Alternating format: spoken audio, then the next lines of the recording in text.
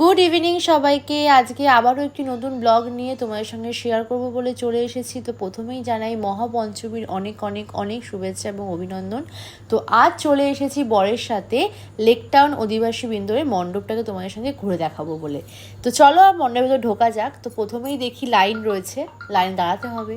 তো লাইনে দাঁড়িয়ে থেকে অবশ্য বরকে বলছিলাম তুই একটু ভালো করে বাইরেটাকে দেখিয়ে নাও। তো এবার আমি দেখো মণ্ডপের ভেতরে ঢুকছি।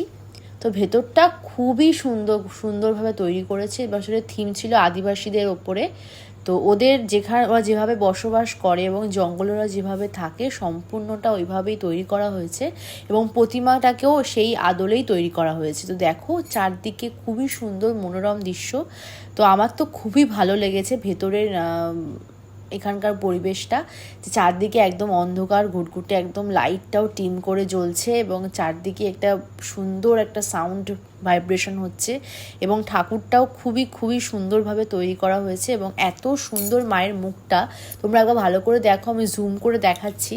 তো খুবই ভালো লাগছে ঠাকুরটা। আমি সেদিনকে প্রথম দিন এসেছিলাম, বাট ওদের তখনও ওপেনিং হয়নি বলে আমাদের ঢুকতে দেয়নি। তো আজকে আমরা বললাম যে বরকে বললাম যে তোমরা তাহলে আজকে চলো, আজকে তো ওদের ওপেনিং হয়ে গেছে অবশ্যই।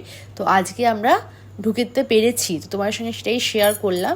অবশ্যই তোমরা একবার পারলে অধিবাসী বৃন্দর এখানে এসে একবার মণ্ডপটা দেখে যেও, তোমাদের খুব ভাল লাগবে। বিশেষ করে ওদের যে এবছরের থিমটা এত সুন্দরভাবে ওরা তৈরি করেছে যে সমস্তটা একদম অরিজিনাল, একদম ঘাস থেকে শুরু করে সমস্ত পাতাগুলো অরিজিনাল।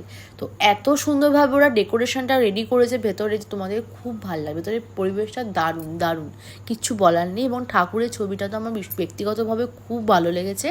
একদম যেরকম জঙ্গলে একজন মায়ের মূর্তি থাকে ঠিক সেরকমভাবে ওরা রেডি করেছে। তো খুব ভালো লেগেছে। তোমরা অবশ্যই একবার এসো এবং এসে ঠাকুরটা দেখে যাও, তোমাদেরও খুব ভালো লাগবে। তো আজকের মতো ব্লগ আমি এখানেই শেষ করলাম। টাটা।